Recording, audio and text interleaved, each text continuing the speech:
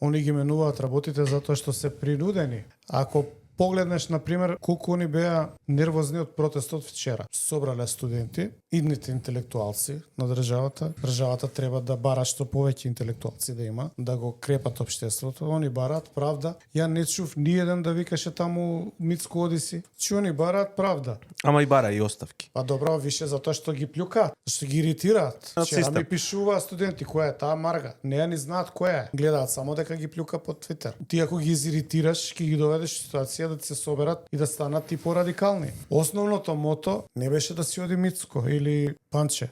Него основното мото е правда бараат. И само поради тој притисок се случуваат некоја серија на настани. Се подигна целата јавност која што бара одговори. И јавноста бара одговорните да бидат изведени пред суд. И он вика, како вика тоа, да не се секират граѓаните. Ајде ама да важи правдата за сите треба. Сите документи што се поврзани со процесот треба да бидат објавени јавно, поради повеќе причини. Една од причините е што кога ќе биде објавен документот јавно, тој веќе не може да биде менуван.